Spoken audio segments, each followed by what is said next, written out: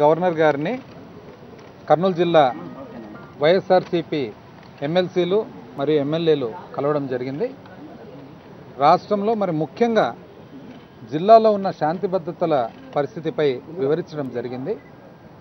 ఈరోజు మనం గమనించినట్లయితే దాదాపు 3 సంవత్సరాలుగా లెక్క చూసినట్లయితే ఇంచుమించు 300 హత్యలు జరిగి ఉన్నాయి ఇక్కడ కర్నూలు జిల్లాలో. అంటే అన్ని హత్యలు కలిపి, అన్ని రకాల హత్యలు కలిపి 300 జరిగి ఉన్నాయని చెప్పి ఈరోజు మరి లెక్కలు తేలుతూ ఉన్నాయి.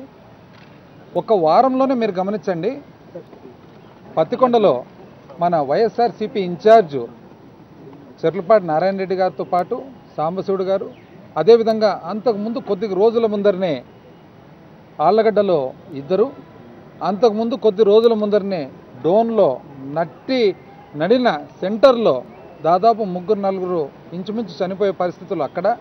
అంతకుముందు అక్కడ ప్రకాశం జిల్లా అద్దంకిలో మీరు గమనించినట్లయితే ఎక్కడైనా కానీ విచ్చలవిడిగా హత్యలు జరుగుతూ ఉన్నాయి. అంటే శాంతి భద్రతల పరిస్థితి ఏమైనట్లు అని. దీనికంతా మూలం మీరు గమనించినట్లయితే 2014లో తెలుగుదేశం పార్టీ అధికారంలోకి రాగానే చంద్రబాబు నాయుడు గారు ఆగస్టు నెలలో కలెక్టర్ల ఎస్పీల కాన్ఫరెన్స్ పెట్టి, కలెక్టర్ల ఎస్పీల కాన్ఫరెన్స్లో ఓపెన్గా చెప్పడం జరిగింది. ఏమని?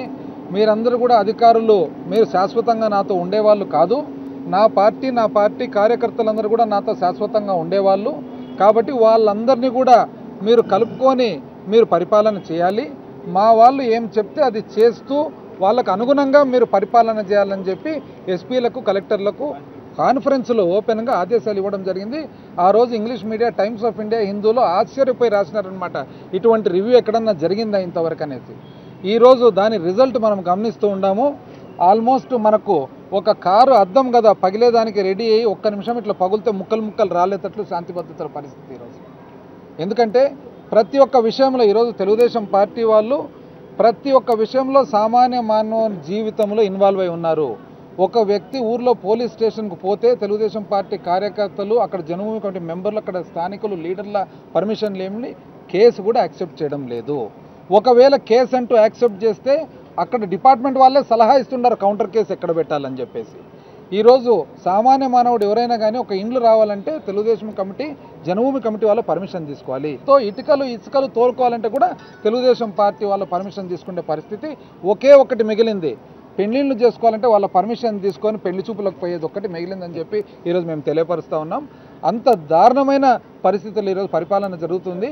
ఎందుకు ఈ విధంగా జరుగుతుందంటే వాళ్ళు ఒకటే అనుకుంటున్నారు, ఈ అధికారాన్ని అడ్డు పెట్టుకొని విపరీతమైన ధనము సంపాదించి తద్వారానే మరి రాజకీయం చేయగలగం, అధికారంలోకి రాగలగం తప్ప మరి ప్రజాస్వామ్య పద్ధతుల్లో అయితే అసలు రాజకీయం చేయలేము, అధికారంలోకి రాలేమని చెప్పి ఈరోజు వాళ్ళు నమ్ముతూ ఉన్నట్లు భావిస్తూ ఉన్నారు. ఎందుకంటే 2014లో దేశంలో ప్రపంచంలో ఎక్కడ లేనటువంటి విధంగా వాగ్దానాలు చేసి ఈరోజు అందరినీ మోసపూరితంగా ఓట్లు వేయించుకొని వాళ్ళ అధికారంలోకి రావడం జరిగింది.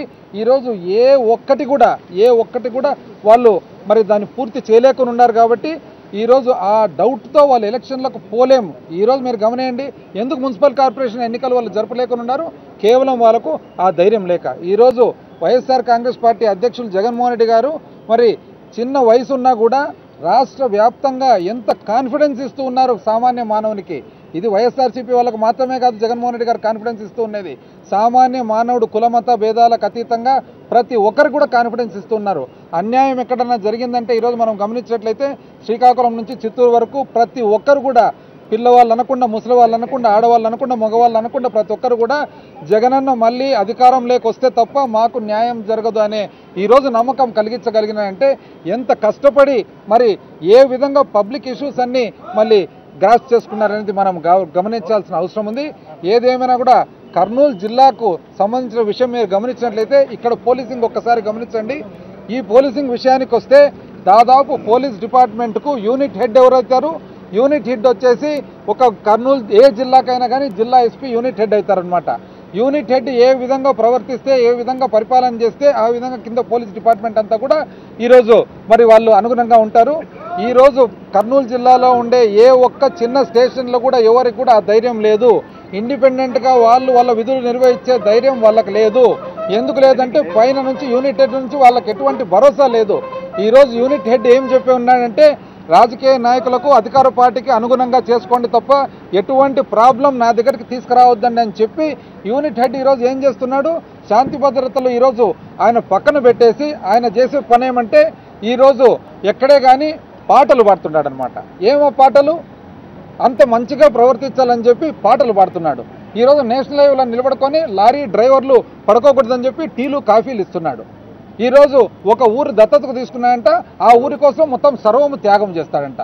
ఈరోజు ఇటువంటి కార్యక్రమాలన్నీ కూడా ఒక జిల్లా ఎస్పీ, ముఖ్యంగా మనకు కర్నూలు జిల్లా అటువంటి జిల్లా ఎస్పీలు మరి ఇటువంటి జిల్లాల్లో మరి ఇటువంటి పరిపాలన ఉందంటే ఎంత దురదృష్టం అసలు ఈ జిల్లాకు. ఎందుకంటే ఇటువంటి జిల్లా ఒక 10-15 సంవత్సరాల క్రితం అప్పట్లో పిఎస్ఆర్ ఆంజనేయులు గారు ఎస్పీగా ఉన్నప్పుడు అప్పుడు తాను చేసిన పోలీసింగ్ వల్ల 10-15 సంవత్సరాలు దాదాపు ఈరోజు కర్నూలు జిల్లా అంతా కూడా ఒక సెక్యూరిటీ అనేది మరి పబ్లిక్ అందరూ కూడా అనుభవిస్తూ ఉన్నారు. ఆ సెక్యూరిటీ అంతా కూడా 3 సంవత్సరాల లోపల సర్వనాశనం అయిపోయి ఈరోజు ఎవరే కానీ ఒక సబ్ ఇన్స్పెక్టర్ కానీ ఒక సర్కిల్ ఇన్స్పెక్టర్ కానీ ఒక డిఎస్పీ కానీ భరోసాతో అవును మాకు ఒక ఎస్పీ ఉన్నాడు, మాకు యూనిట్ హెడ్ ఉన్నాడు, ఏ అవసరం వచ్చినా కూడా తను మనల్ని ఆదుకుంటాడు, ఒకవేళ ఏదన్నా కానీ అధికార పార్టీతో రాజకీయ ఒత్తిళ్లు ఉంటే ఆ ఒత్తిడి అనేది తానే అబ్జర్వ్ చేస్తాడు తప్ప మా వరకు రానియడనే కాన్ఫిడెన్స్ ఉందా? ఈరోజు ఎవరికి లేదా కాన్ఫిడెన్స్. కానీ ఇక్కడ మాత్రం యూనిట్ హెడ్ ఎస్పీ గారు మాత్రం లక్షణంగా ఆయన ధోరణి సోషల్ పోలీసింగ్ అనేది చెప్పి చేస్తూ ఉన్నాడు. ఈరోజు జిల్లా యంత్రాంగం అంతా కూడా పోలీస్ యంత్రాంగం మరి ఎటువంటి ఇబ్బందుల్లో ఉంది, ఎటువంటి స్థాయికి దిగజారిపోయింది, రేపు పొద్దున దీన్ని మళ్ళీ రెక్టిఫై చేయాలంటే ఎంత ఇబ్బందులు ఎదుర్కొంటాయనేది ఈరోజు ఎవరైతే ఇక్కడ రాజకీయ అనుభవజ్ఞులు ఉన్నారో వాళ్ళందరికీ కూడా తెలుసు. ఏదేమైనా కూడా దీనికంతా మూల కారణం నాకు తెలిసేది పరిపాలన, ప్రభుత్వము, మరి తెలుగుదేశం పార్టీ వాళ్ళ అధిష్టానం. ఎందుకంటే వాళ్ళకి ఎక్కడా కూడా ప్రజాస్వామ్య పద్ధతుల మీద నమ్మకాలు ఉన్నట్లు కనపడడం లేదు. వాళ్ళు ఎంతసేపు కూడా దౌర్జన్యం మీద, ధనం మీద, మరి పబ్లిక్ ఓటు కరెక్ట్ పద్ధతుల్లో కాకుండా కరెక్ట్ కాని పద్ధతుల్లో తీసుకోవాలనే ఒక భావన తప్ప వేరే లేదని చెప్పి తెలియజేస్తా ఉన్నాం. మేము ఎక్స్ప్లెయిన్ చేయడం జరిగింది. చెట్లపాటి నారాయణ రెడ్డి గారి హత్య ఏ విధంగా జరిగిందని చెప్పి ఎక్స్ప్లెయిన్ చేయడం జరిగింది. అంతకుముందు వివిధ హత్యలు ఏ విధంగా జరిగినాయని ఎక్స్ప్లెయిన్ చేయడం జరిగింది. పోలీస్ డిపార్ట్మెంట్ ఏ విధంగా అసలు వాళ్ళ విధులు వాళ్ళు నిర్వహించలేకపోతున్నారని చెప్పి ఎక్స్ప్లెయిన్ చేయడం జరిగింది. పోలీస్ డిపార్ట్మెంట్ మరి ఏ విధంగా ఒత్తిళ్లకు గురవుతున్నారని చెప్పి ఎక్స్ప్లెయిన్ చేయడం జరిగింది. ఈ మొత్తము మీద సమగ్ర విచారణ సిబిఐ ద్వారా జరిపించాలని చెప్పి మేము కోరడం జరిగింది. సంవత్సరాలు దాదాపు కర్నూలు జిల్లాలో బాంబు శబ్దం వినపడలేదు, మొన్న పేలింది బాంబు. అది కూడా అందరూ గమనించుకోవాల్సిన అవసరం.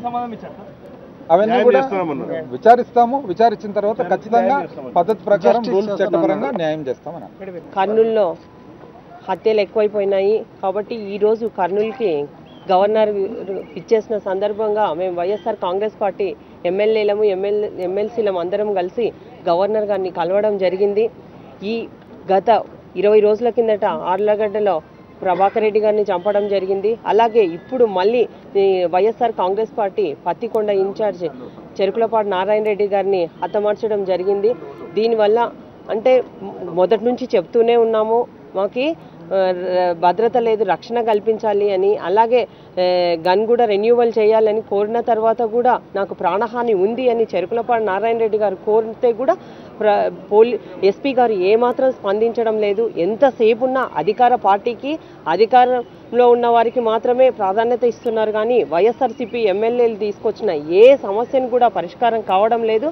అంతేకాకుండా వాళ్ళకైతే చిన్న వైసీపీ నాయకులకు కూడా గన్మెన్లు ఇస్తూ ఉన్నారు. మాకైతే వైసీపీ ఎమ్మెల్యేలమని మేము ఎన్నోసార్లు మాకు 2+2 ఇవ్వాలని కోరినా కానీ వీళ్ళు ఇవ్వడం లేదు. ఈరోజు అదే మాకు న్యాయం జరగడం లేదు. అంతేకాకుండా మా వైఎస్ఆర్సీపీ నాయకులను, కార్యకర్తలను, లీడర్లనే టార్గెట్ చేసుకొని ఇలా హతమారుస్తున్నారని గారిని కూడా గవర్నర్ గారి దృష్టికి తీసుకెళ్లడం జరిగింది.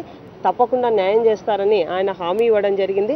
అంతేకాకుండా ముఖ్యంగా కర్నూలులో ఈ ప్రభుత్వం అధికారంలోకి వచ్చిన తర్వాత శాంతి భద్రతలు పూర్తిగా లోపించాయి. అసలు ప్రభుత్వం పనిచేస్తుందా లేదా అన్న రీతిలో ఈ గవర్నమెంట్ ఉంది.